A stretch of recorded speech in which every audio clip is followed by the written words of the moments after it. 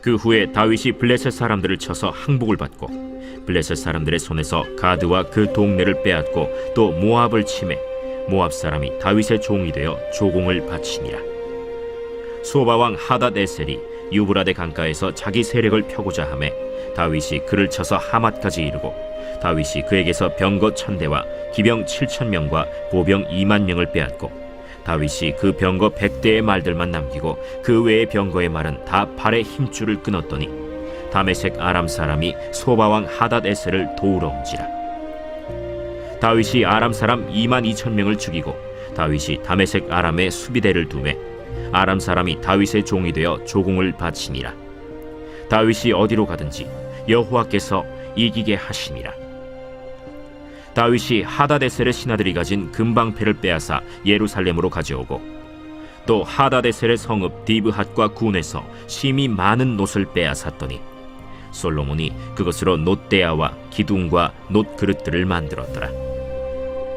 하맛 왕 도우가 다윗이 소바 왕 하닷에셀의 온 군대를 쳐서 무찔렀다 함을 듣고 그의 아들 하도람을 보내서 다윗 왕에게 문안하고 축복하게 하니 이는 하닷에셀이 벌써 도우와 맞서 여러 번 전쟁이 있던 터에 다윗이 하닷에셀을 쳐서 무찔렀음이라. 하도람이 금과 은과 놋의 여러 가지 그릇을 가져온지라. 다윗 왕이 그것도 여호와께 드리되 에돔과 모압과 암몬 자손과 블레셋 사람들과 아말렉 등 모든 이방 민족에게서 빼앗아온 은금과 함께 하여 드리니라. 스루야의 아들 아비새가 소금 골짜기에서 에돔 사람 18,000명을 쳐 죽인지라. 다윗이 에돔의 수비대를 두매 에돔 사람이 다 다윗의 종이 되니라. 다윗이 어디로 가든지 여호와께서 이기게 하셨더라. 다윗이 온 이스라엘을 다스려 모든 백성에게 정의와 공의를 행할세 스루야의 아들 요압은 군대 사령관이 되고 아힐루스의 아들 여호사밧은 행정장관이 되고 아휴두베 아들 사독과 아비아달의 아들 아비멜렉은 제사장이 되고 사워사는 서기관이 되고 여호야다의 아들 브나야는 그렛 사람과 블렛 사람을 다스리고 다윗의 아들들은 왕을 모시는 사람들의 우두머리가 되니라. 여러분 반갑습니다. 오늘도 큐티로 여는 기막힌 하루입니다. 본문 말씀 역대상 18장 1절부터 17절의 말씀입니다. 오늘 본문인 역대상 18장은 다윗이 벌였던 많은 전쟁에 대해서 기록하고 있습니다. 오늘 우리의 인생에도 정말 끝없는 전쟁들이 있습니다. 누군가 말했듯이 전쟁에는 승리만 있을 뿐이고 패배는 없습니다. 왜냐하면 전쟁에서 패배는 곧 죽음을 의미하기 때문입니다.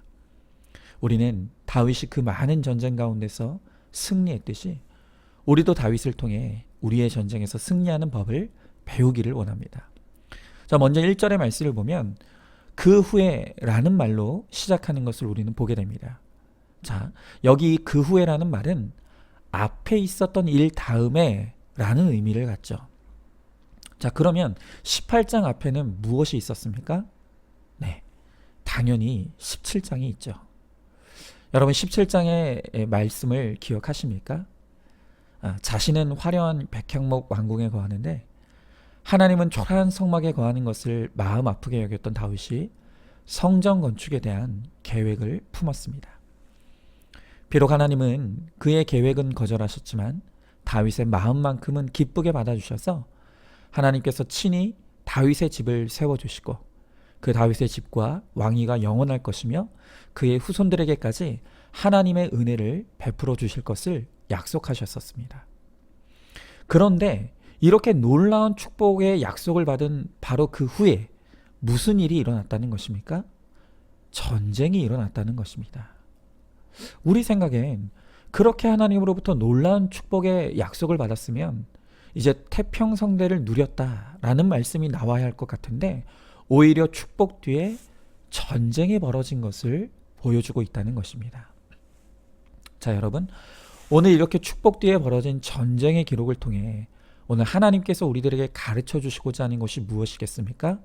그것은 우리가 예수 믿고 구원받을 뿐 아니라 대단한 은혜와 성령의 충만함을 받았다 해도 우리 인생의 전쟁은 끝이 없다는 것입니다.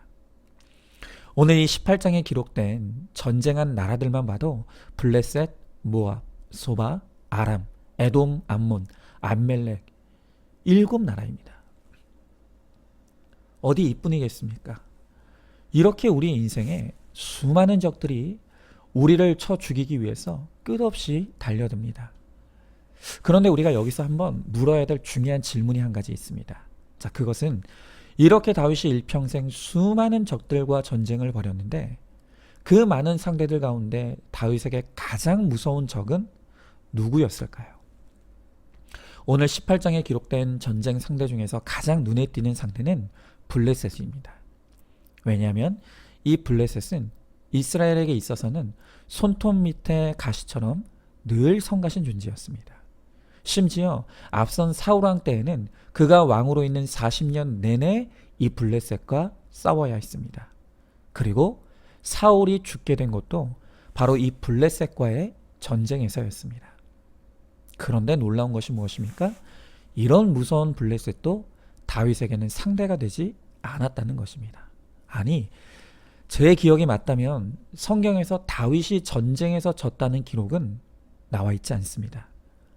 그만큼 다윗은 전쟁에 있어서 패배를 모르는 무적 같은 존재였습니다. 자, 그런데 이런 다윗에게 유일하게 패배를 안긴 적이 있습니다. 이런 다윗이 가장 무서워하는 적이 있었다는 것입니다. 그게 누구일까요? 바로 자기 자신이었습니다. 다윗이 그렇게 무서운 적들과 싸우면서도 패배를 모르고 용맹하게 싸웠지만 다윗은 자기 자신과의 싸움, 더 정확히 말하면 자기 안의 죄와의 싸움에서는 완전히 패배하고 말았다는 것입니다. 다윗에게 가장 무서운 죄의 실체는 외부의 적이 아닌 내부의 죄가 다윗의 진짜 무서운 적의 실체였다는 것이죠.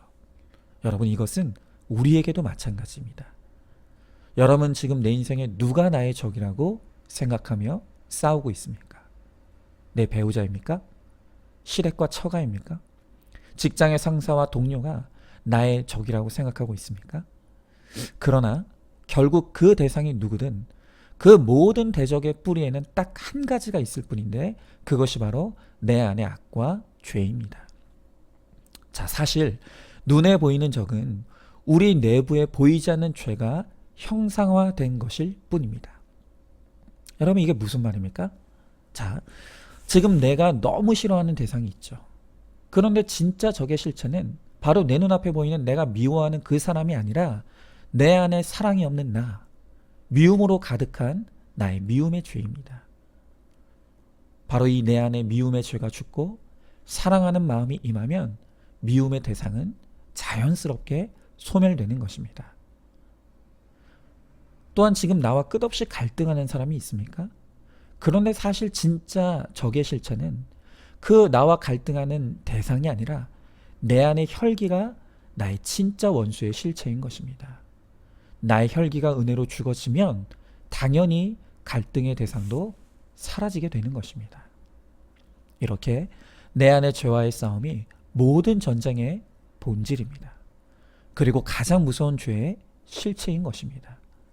우리가 이것을 깨닫지 못하고 헛된 것과 전쟁을 벌이면 우리는 백전백패하는 인생이 될 수밖에 없는 것입니다. 자, 질문해 봅니다. 지금 나의 적, 전쟁의 대상이 누구라고 생각하십니까? 눈앞에 보이는 그 사람만 내 전쟁의 상대라 생각하고 그와 전쟁을 벌이고 있지는 않습니까? 나의 진짜 적의 실체가 바로 내 안의 죄이며 죄가 죽는 그날 내 눈앞의 적도 사라진다는 것을 알고 있습니까?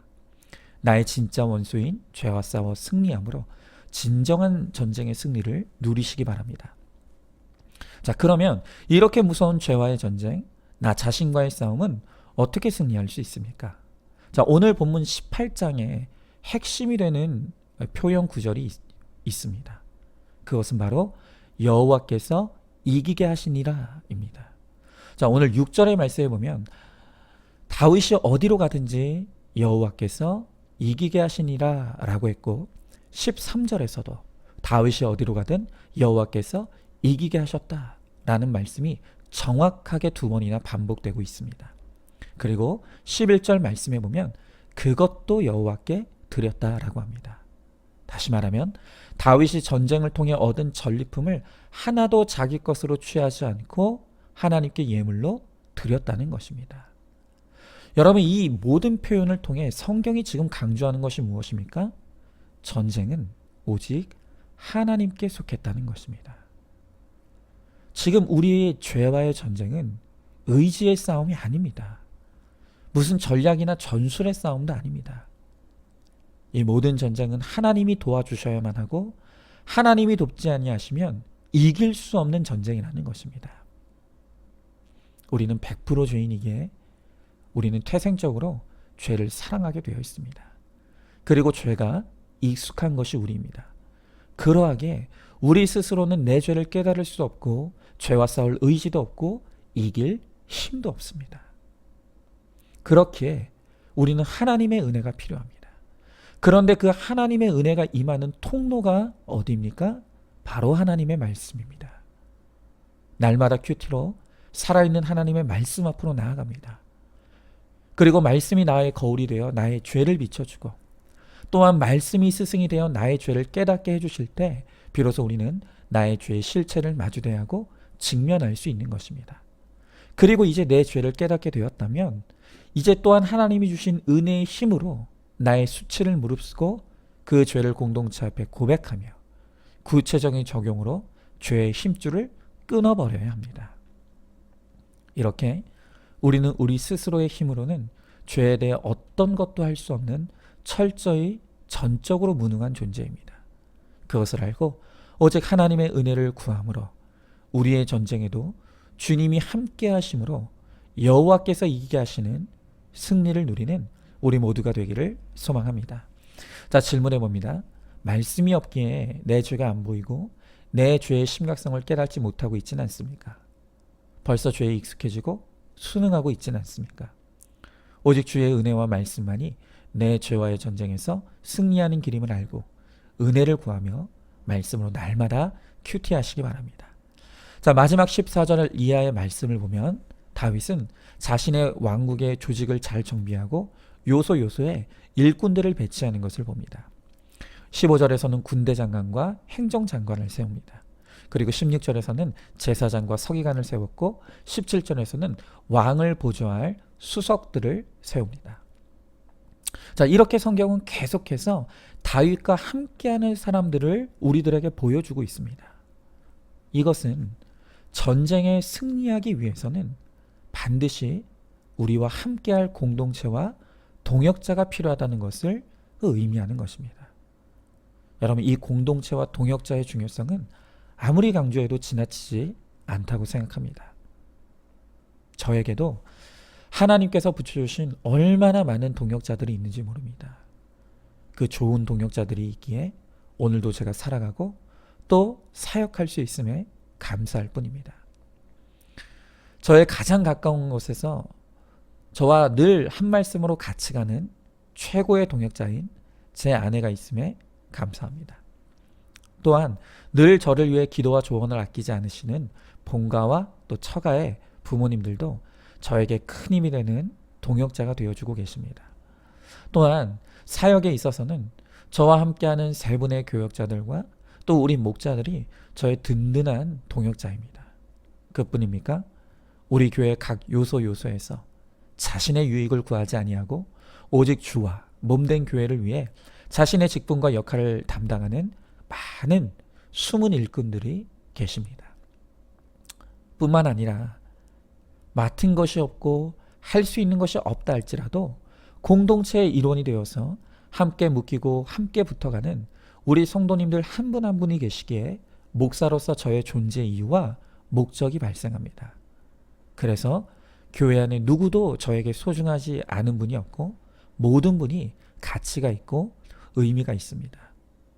자, 여러분, 이제 올해도 한 달밖에 남지 않았죠. 특별히 올해는 코로나라고 하는 한 번도 듣지도 보지도 못한 큰 재앙의 전쟁을 우리가 통과해 왔습니다. 만약 우리 교회와 또 우리 교회와 함께하는 공동체가 아니었다면 저는 이 전쟁을 결코 쉽게 통과하지 못했을 것입니다. 하지만 우리의 공동체가 함께 힘을 모아 이 치열한 전쟁을 싸워왔기에 여기까지 잘 올 수 있었다고 생각합니다. 여러분, 앞으로도 우리 인생에 전쟁이 끝이 없을 것입니다. 어쩌면 지금보다 더 큰 전쟁이 기다리고 있을지도 모르겠습니다. 그런데 두렵지가 않습니다. 왜냐하면 먼저는 어디로 가든지 우리와 함께하는 하나님이 계시기 때문이고, 또한 늘 함께 웃고 함께 우는 믿음의 동역자들과 공동체가 있기 때문입니다.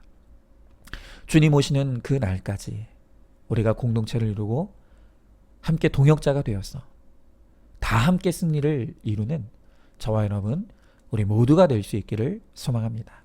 자, 질문해 봅니다. 올 한 해가 저물어 가고 있습니다. 올해 치른 수많은 전쟁 가운데 어떤 전쟁이 가장 힘든 전쟁이었습니까? 공동체와 동역자들을 통해 얻은 도움은 어떤 것들이 있었습니까? 공동체로부터 멀리 떨어져 있어서 외로운 싸움을 싸우고 있지는 않습니까? 다시 공동체에 속하여 동역자들과 함께 싸워 승리하시는 우리 모두가 되기를 소망합니다. 자, 오늘도 12월 2일 보석 상자입니다. 100배, 60배, 30배의 결실을 맺는 좋은 땅은 높은 곳이 아니라 낮고 낮은 땅입니다. 어디에서도 받아줄 곳이 없는 사람들이 깃드는 곳, 그들을 품는 사람이 결실을 맺는 좋은 땅입니다. 아멘. 오늘도 큐티로 기막힌 하루를 살아내는 하늘가족 공동체 우리 모든 성도님 되시기를 주님의 이름으로 축복합니다.